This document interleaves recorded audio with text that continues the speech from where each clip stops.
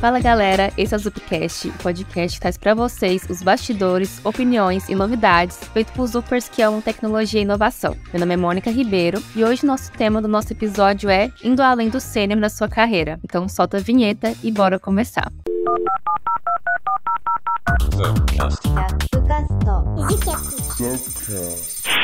É isso aí, galera. Bom, hoje eu tenho a ilustre presença do Herbert, que está colaborando com a gente como co-host. Então, seja bem-vindo, Herbert. Se apresenta aí para os nossos ouvintes. Olá, pessoal. Tudo bem? Prazer enorme estar aqui participando desse podcast com essas grandes feras aqui. E além disso, a gente também tem a honra de receber uma pessoa que é super referência, não só no assunto de desenvolvimento de carreira, mas também engajar comunidades, como, por exemplo, o Sou Java. E também fala muito sobre como se posicionar em palestras, etc. Já tive altas aulas aí assistindo os vídeos do Bruno. Então, Bruno, seja super bem-vindo ao nosso Zupcast e sinta-se à vontade para se apresentar. Bom dia, Mônica. Bom dia, Herbert. Um prazer estar com vocês aqui. Muito legal estar com você que está nos ouvindo. A gente vai falar aqui um pouco hoje sobre como você pode crescer sua carreira, crescer além do sênior, crescer até sênior também para quem está começando, porque eu acho que o nosso principal objetivo na nossa carreira é a gente crescer, ter mais autonomia, ter mais liberdade, fazer mais as coisas que são importantes, ter mais impacto na nossa vida, na nossa empresa, no nosso projeto. Então é um prazer estar aqui com a Mônica, com o Herbert, para a gente poder bater esse bate-papo. Obrigado pelo convite também.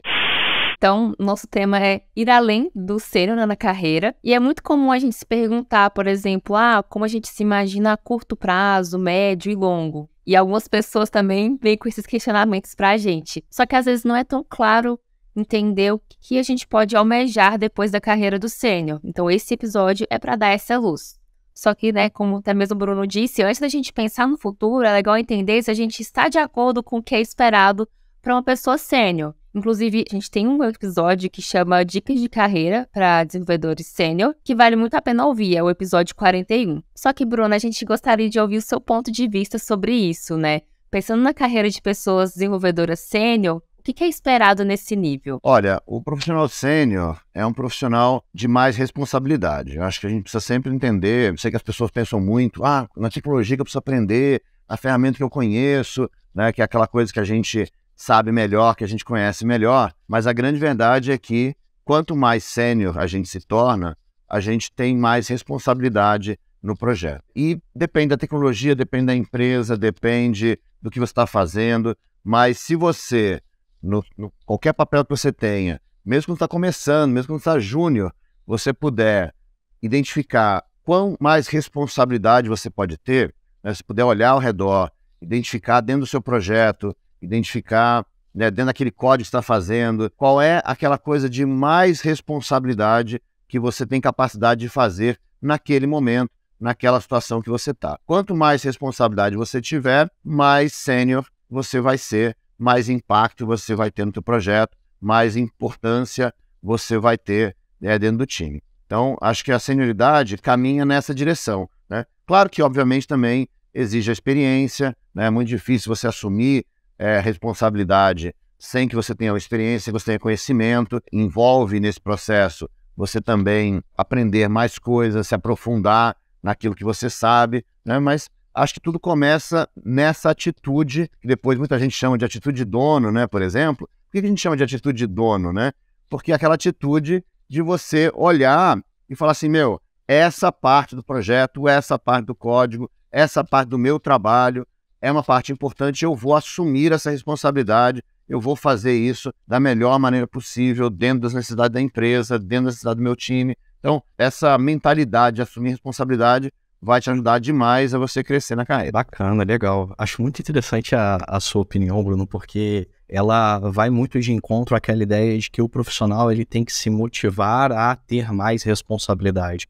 Muitas vezes não vai ter alguém te dizendo o que fazer. Não vai ter o teu manager no teu projeto te pedindo, olha, assuma mais responsabilidade, faça mais coisas, faça a diferença no time, no que diz respeito à nossa coordenação, ao caminho que nós estamos seguindo, mas ainda assim é importante que o profissional ele entenda que se ele quer chegar nessa barreira ou até mesmo ultrapassar essa barreira, ele esteja diante de um cenário em que ele possa se motivar e procurar o crescimento, motivando-se em cima do projeto que ele está e enxergando além daquilo. Como que ele pode contribuir de outras maneiras, muitas vezes não somente com o código, né? Não somente ali no estritamente técnico. Acho que esse é o grande ponto da nossa conversa aqui, mas muito interessante. É isso aí, porque na verdade é isso, né? Quando você assume a responsabilidade, né, você também ganha mais autonomia, né? Uma pessoa responsável é aquela pessoa que faz o que tem que fazer, que está antenada, que ninguém precisa ficar cobrando, certo? Porque ele está lá fazendo o que tem que ser feito, né? Então, quanto mais você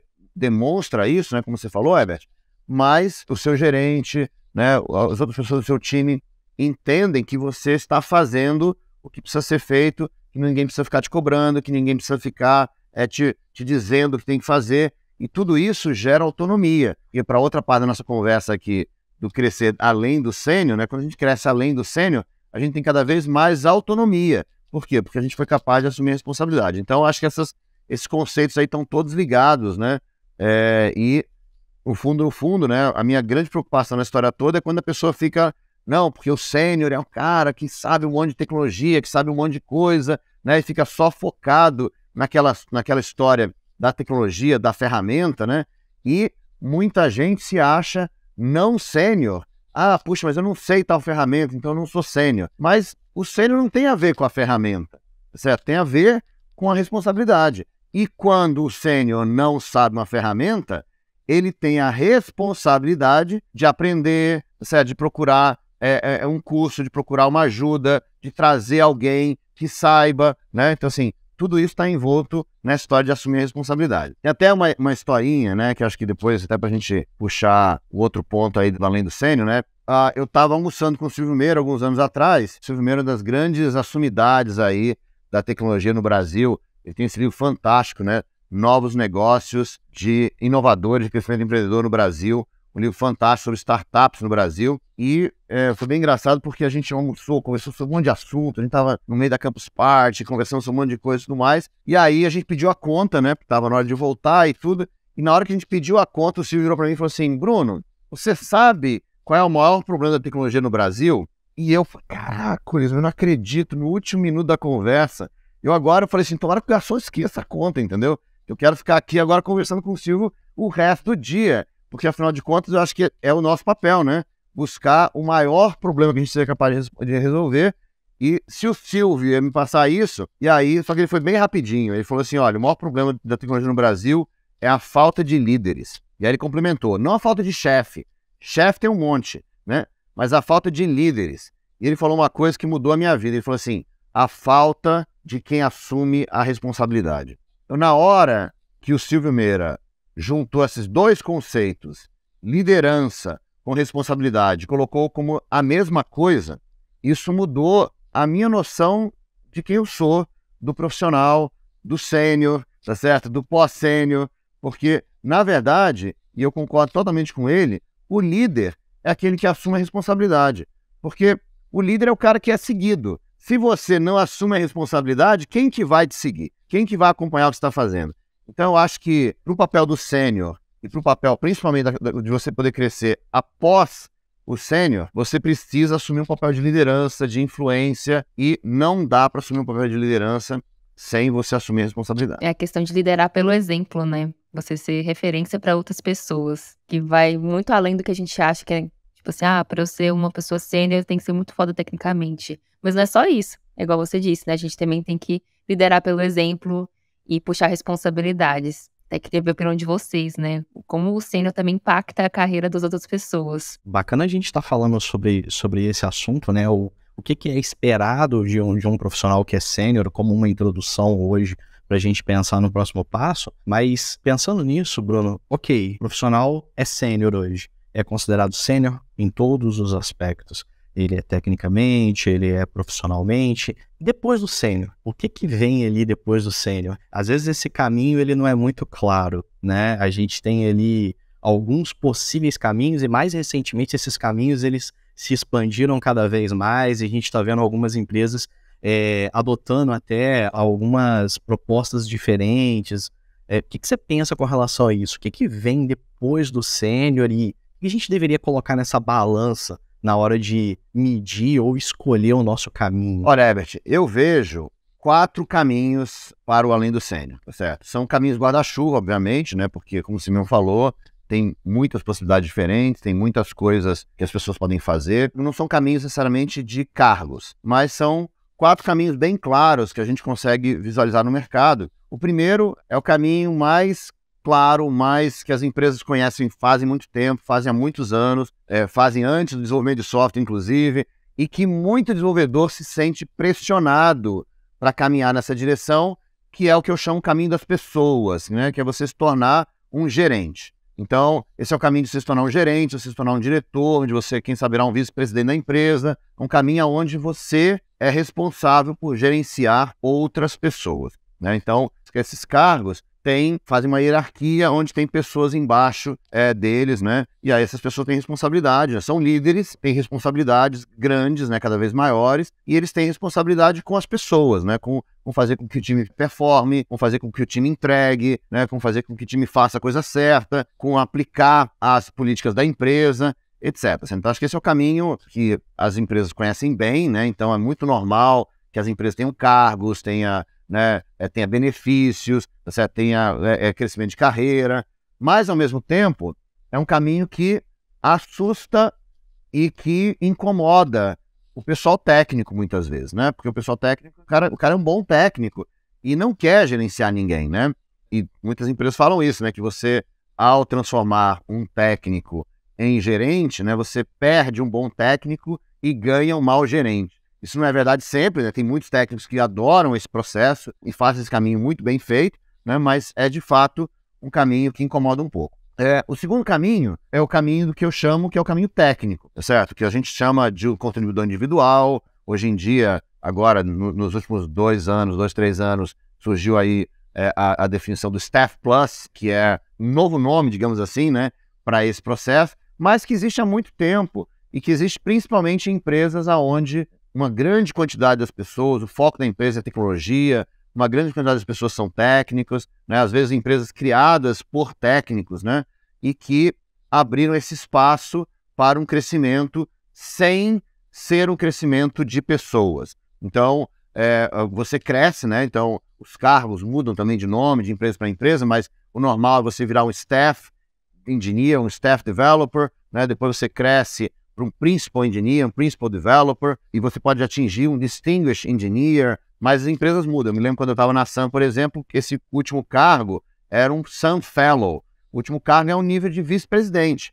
Você tem a mesma responsabilidade de um vice-presidente, mas você não tem pessoas embaixo de você. Você não tem ninguém reportando para você. Então não é sua obrigação, não é seu trabalho gerenciar pessoas, né? Por exemplo, quando eu trabalhei na Sun, eu me reportava para um vice-presidente da Sun, mas ele mesmo não tinha ninguém embaixo dele, certo? Então eu não me reportava. Eu estava embaixo dele, eu fazia as coisas que ele precisava que fossem feitas, mas eu não me reportava diretamente a ele. O meu chefe era uma pessoa que simplesmente me ligava uma vez a cada 6 meses para perguntar se eu precisava de mais dinheiro, se eu tinha verba para fazer o que eu queria fazer. Eu não tinha ninguém, hora nenhuma, me falando nada que eu tinha que fazer, certo? Eu era técnico, não tinha ninguém embaixo de mim, também não tinha ninguém exatamente em cima de mim. Eu estava lá fazendo, por isso que a gente chama de um contribuidor individual. A gente está lá contribuindo para os projetos que precisa, o que você gostaria de fazer, o que você vê de importante para a empresa. Existe um nível muito grande de responsabilidade, porque você tem que estar alinhado com o que a empresa faz para que você faça o que a empresa precisa,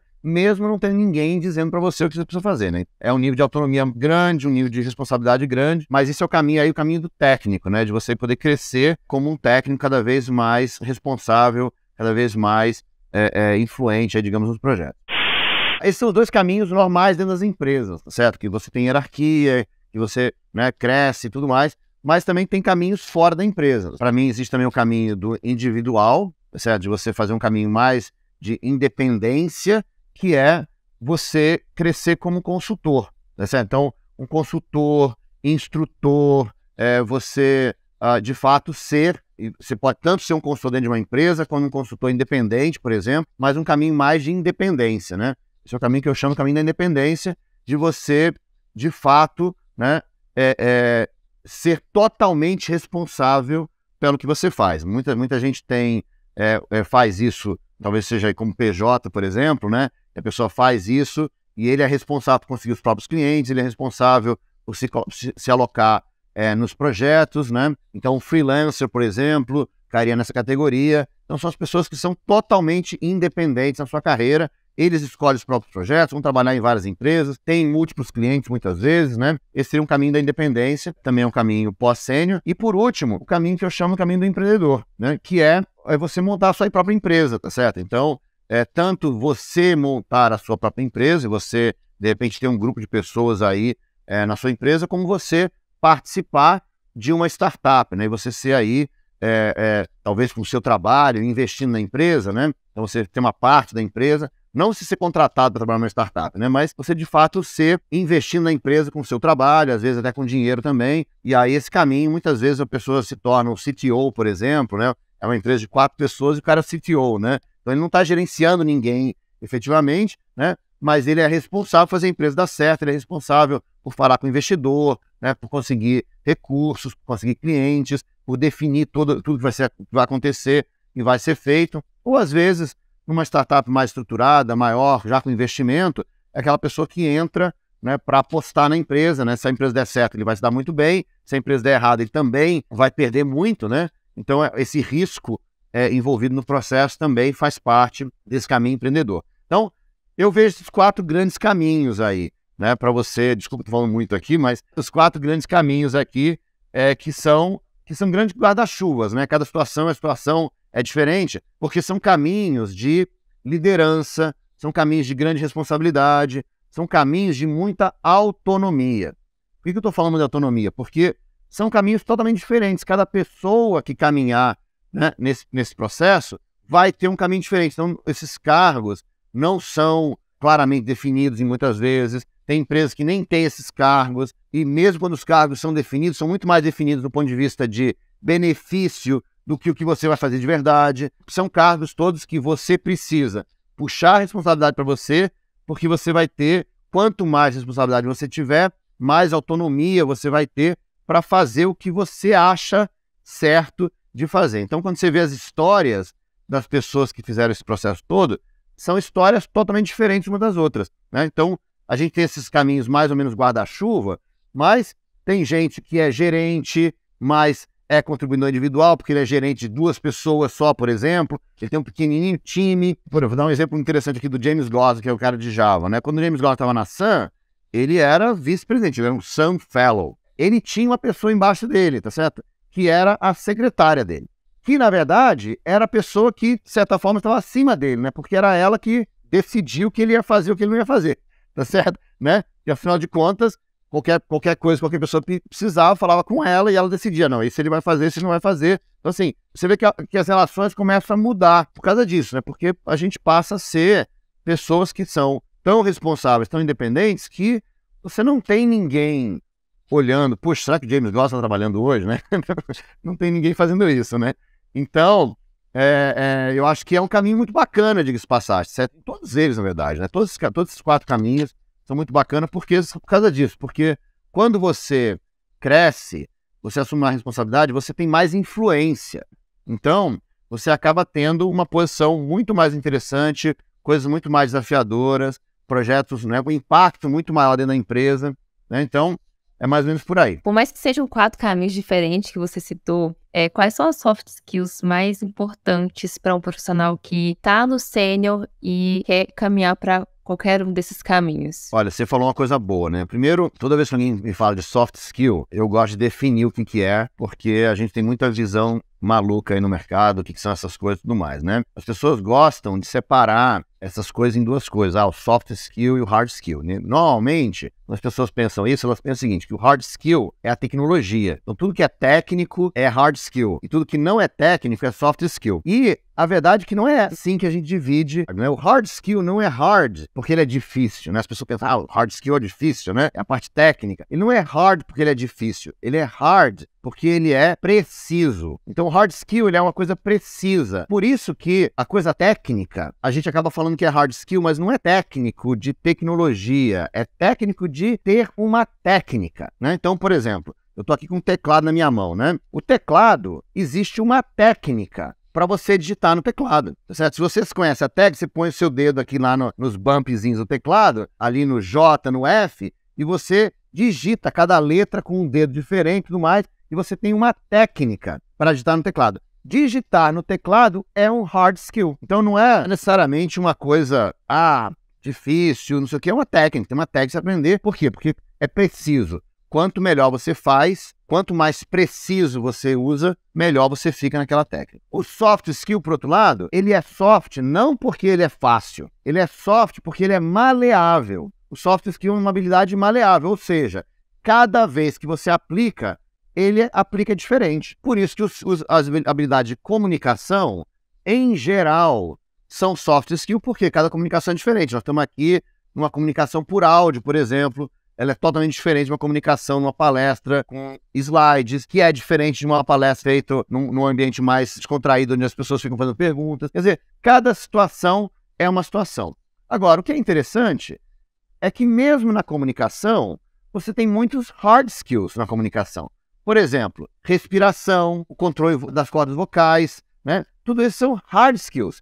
Por isso que você pega um cantor que canta super bem, ele tem uma técnica fantástica de falar. Essa técnica é essa que um apresentador de palestra, por exemplo, em geral, não tem. Então a gente pode ter um pouquinho de técnica, de variar a voz, fala mais alto, né? Para pegar a atenção das pessoas, mas é uma técnica muito limitada comparado com um cantor. Então, tudo que a gente faz é uma combinação de soft skill e hard skills. Em particular, uma coisa que eu sempre gosto de lembrar para o desenvolvedor de software, que desenvolver software é uma coisa altamente maleável. Cada vez que a gente faz, a gente aplica de forma diferente. Portanto, se você é desenvolvedor de software, a sua principal habilidade é um soft skill. Desenvolver software não é um hard skill.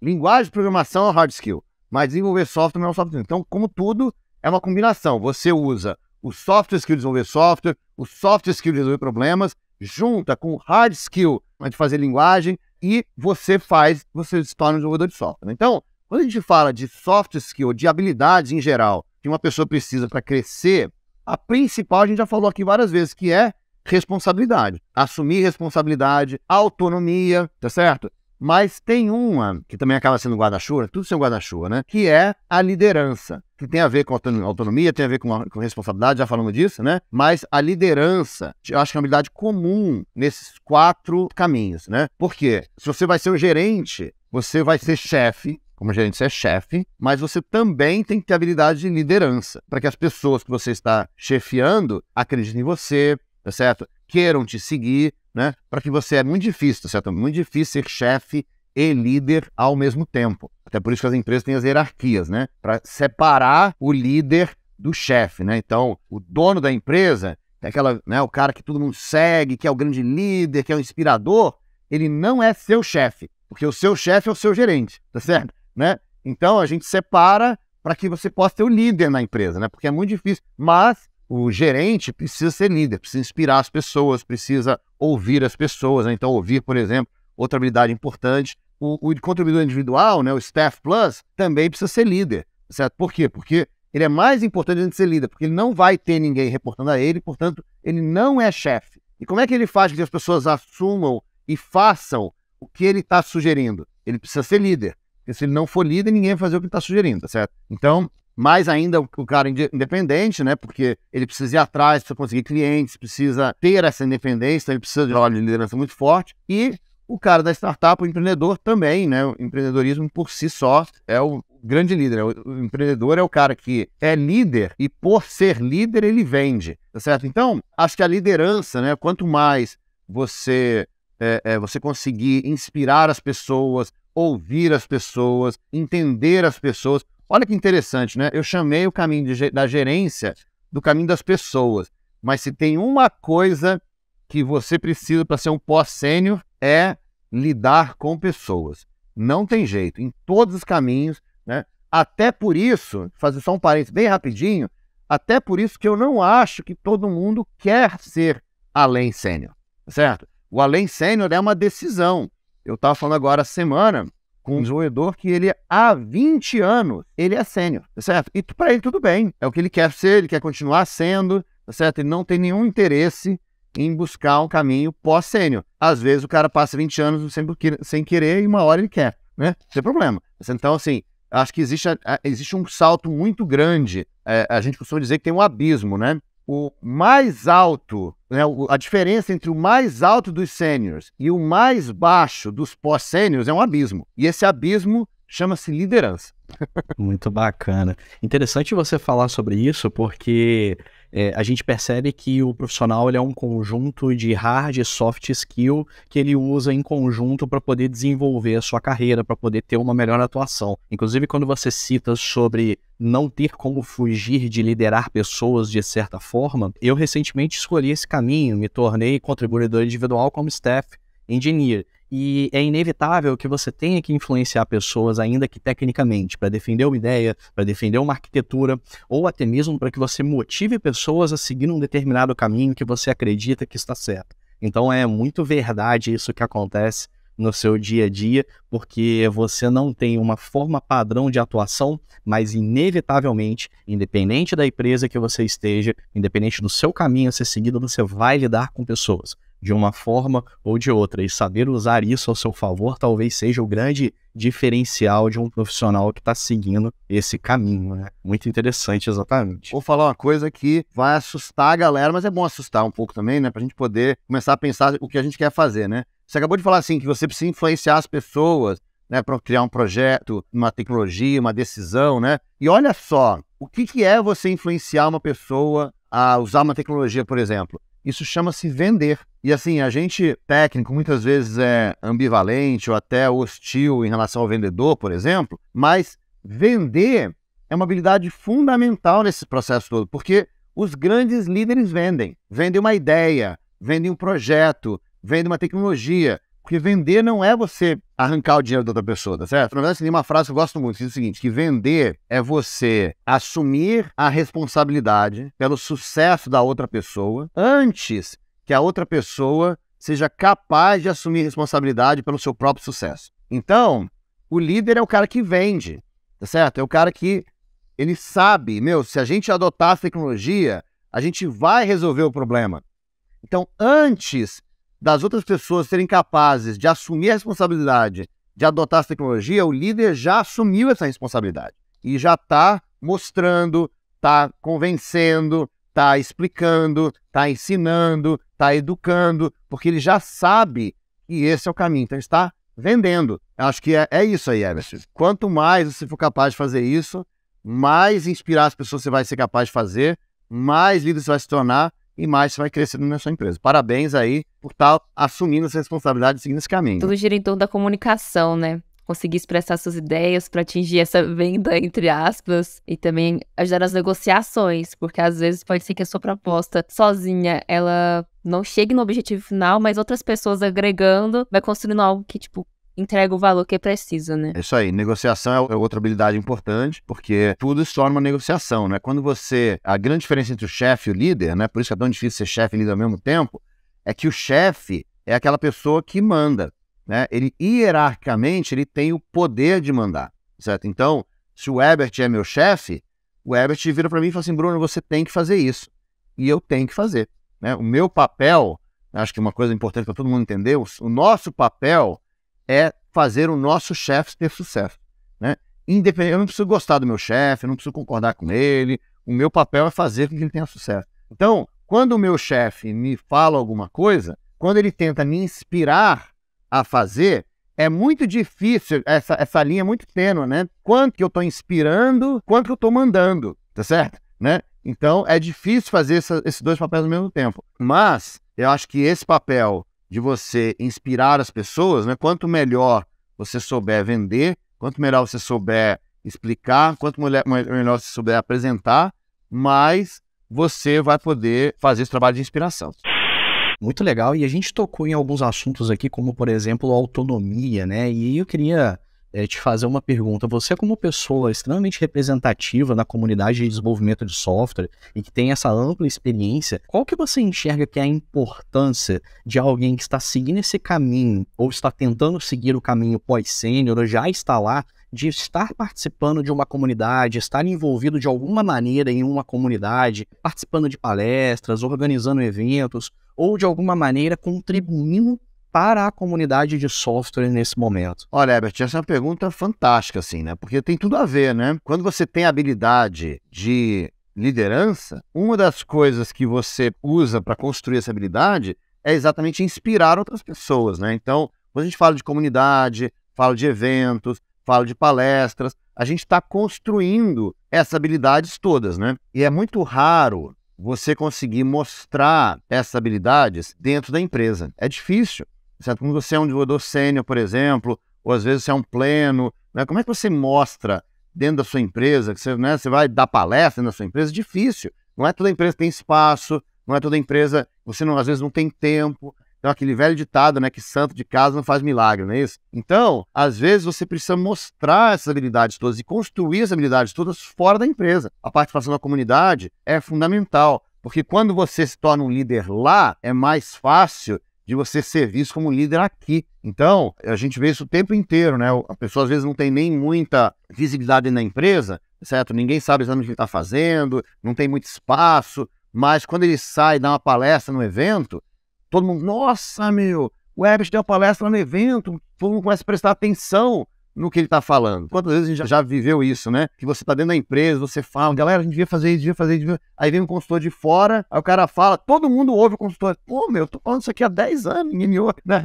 Então, às vezes é isso, né? Às vezes a gente precisa construir essa influência, construir essa nossa habilidade fora, tá certo? Para mostrar dentro da empresa também, né? Eu acho que é muito importante, primeiro, que você está num ambiente menos arriscado, certo? O que eu acho, para mim, a principal diferença entre o hard skill e o soft skill? Também que a gente até falou, já disse que é até importante, já encaixa aqui bem. Qual que é a principal diferença, na minha opinião, entre o hard skill e o soft skill?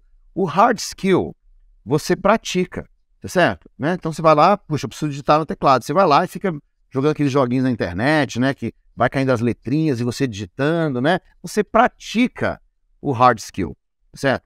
Agora, o soft skill, você não pratica o soft skill. Você aplica o soft skill na vida real. Mas como é que eu posso aplicar na vida real se eu nem sei fazer? Então, a forma de você praticar o soft skill é fazer na vida real em uma situação de baixo risco.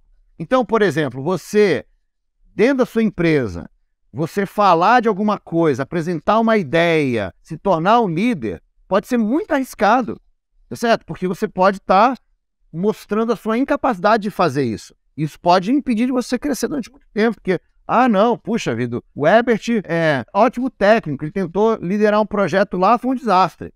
Certo? E aí você nunca mais tem a chance de liderar um projeto por causa disso. Agora, se você vai fora da empresa, você lidera uma comunidade, você lidera um grupo, um evento, você participa com outras pessoas que são de outras empresas e não estão te julgando. Então você tem um espaço muito melhor para quê? Para você aprender e você crescer e construir as habilidades muito antes de você precisar mostrar isso dentro de uma coisa mais crítica e uma coisa mais importante. Então, eu acho que participação das comunidades tem muito a ver com isso, te dá reputação, te dá conhecimento, te dá acesso a pessoas, né? Te ajuda a construir as habilidades que você precisa. Participar das comunidades é uma ótima maneira, mesmo participar como participante, ir lá, ouvir o que está acontecendo, ouvir outras pessoas, e olhar outros líderes que eles estão fazendo, se aproximar de pessoas que você considera líderes e que estão nessas comunidades para que você veja como é que eles atuam, como é que eles fazem, né? Então, realmente, a comunidade te dá um espaço muito importante. E o espaço fundamental é esse, né, de você criar uma reputação, tá certo? Porque para você assumir essas posições de liderança, né, você assumir as posições de autonomia, você precisa ter uma reputação. Por quê? Porque a reputação, eu sempre digo o seguinte, que reputação e confiança, né, não são a mesma coisa, mas elas são muito parecidas, né? Então, a reputação é aquilo que as pessoas acham de você. Então, quando a pessoa confia em você, é porque você tem uma boa reputação, né? Você tem uma reputação, né, de ser uma pessoa confiável. Essa reputação, quando você constrói dentro de uma comunidade, por exemplo, isso te ajuda demais a você ser visto dentro da sua empresa como uma pessoa confiável, como uma pessoa que é autônoma, como uma pessoa que faz o que precisa fazer. Na comunidade, isso é muito interessante, porque na comunidade, como os trabalhos, né, na sua maioria, são trabalhos voluntários, você participando da comunidade, você é um voluntário na comunidade, né? Não existe um chefe, não existe ninguém te mandando você fazer alguma coisa, né? Por exemplo, no projeto open source, que você trabalhe para uma empresa e a sua empresa está te alocando para fazer um projeto open source, portanto, você tem um chefe. Naquele projeto, o seu chefe é o seu chefe, tá certo? Mas dentro do projeto open source, você não tem um chefe, tá certo? Porque o seu chefe é o cara da sua empresa, não é o cara do projeto. Então, você saber interagir, saber conversar, saber negociar com uma pessoa que nem é o seu chefe, assumir a responsabilidade de fazer algo que não é o seu chefe que está te mandando, influenciar alguém a fazer algo onde você não é o chefe, tudo isso te dá uma bagagem, né, de conhecimento, de habilidade, né, de autonomia que te ajuda demais a você crescer além do sênior. Até compartilhando um pouquinho da minha experiência, eu conheci mais o mundo das comunidades quando eu comecei a participar do Facebook Develop Circles. E depois eu fui convidada ali para ser uma das lideranças. Antes, na minha cidade, que eu morava no interior, não tinha. Então, quando eu mudei para outra cidade, que já tinha um polo tecnológico, eu conheci essa troca aí entre os membros da comunidade. E para mim foi muito bom, porque existe essa troca, igual você disse, né? De você ver outras pessoas ali que também estão no mercado, que tem outras responsabilidades, e você vai entendendo qual que é o impacto dela, e você, nossa, que legal, eu também quero alcançar isso. E aí, hoje em dia, facilita muito, porque a gente também tem, por exemplo, o Discord, onde as comunidades criam grupos ali, com várias salas, com diversos temas, que você pode trocar com as pessoas. Eu quero, vamos fazer um pair programming, um projeto open source, então dá pra você ir conhecendo outras pessoas e colocando à prova nessas habilidades, as soft skills que a gente tem que ir evoluindo ao longo do tempo. Para encerrar, eu queria ouvir de vocês dois, né? Qual sugestão que vocês dão para as pessoas que estão nos ouvindo e querem ir além do nível de sênior? Se vocês tiverem materiais, referências, podem ficar super à vontade para sugerir. Beleza, então eu começo aqui. Bom, eu acho que, em primeiro lugar, foi um papo extremamente enriquecedor e a gente já falou sobre bastante coisa aqui que serve de referência, né? Então, acho que talvez um resumo é a gente ter em mente alguns highlights, como, por exemplo, aquilo que o profissional não é somente software ou somente hard, ele é um conjunto dessas coisas que você, querendo ou não, você vai estar envolvido em algum momento se você optar por esse caminho, seja como contribuidor individual, seja como manager, como o Bruno colocou, seja ainda como empreendedor, criando a sua própria empresa. Você tem que ter soft skills elevadas e saber falar com pessoas, saber negociar. Isso é muito interessante. Quando a gente pensa em dicas para profissionais, eu acho que é aprender com quem já seguiu esse mesmo caminho. Então é você estar participando eventualmente de comunidades, estar ouvindo com pessoas que já participaram, já passaram por este caminho, tomaram as suas decisões e diferentes decisões, porque como o Bruno disse, cada um vai seguir um caminho, cada um vai ter uma história de evolução dentro dessa estrutura, seja pela oportunidade da empresa, seja pela oportunidade de desenvolvedor fora da empresa como empreendedor. Então cada um vai ter o seu caminho. Talvez um material que eu posso deixar de referência aqui é o site do Stephen Vineyard, que tem até um livro bem bacana, onde falam sobre a evolução das pessoas e que possíveis caminhos você pode ter. Então uma coisa interessante é que o autor ele é muito específico ali sobre quais são os arquétipos, tentando traduzir aqui, né? Quais são os possíveis caminhos que você pode ter quando você está se tornando um pós-sênior, um contribuidor Staff Plus, que é a nomenclatura que nós usamos hoje. Então você tem, mesmo dentro desse caminho, sendo um contribuidor individual, você pode ter uma participação que é muito parecida com o Tech Lead, uma participação que talvez é mais parecida com o Manager, e eu entendo, na minha opinião, que essa participação é muito fluida. Você pode mudar isso de projeto para projeto. Então você não é 100% Manager, você não é 100% tecnicamente, você vai mudar de acordo com a necessidade do projeto, de acordo com a demanda.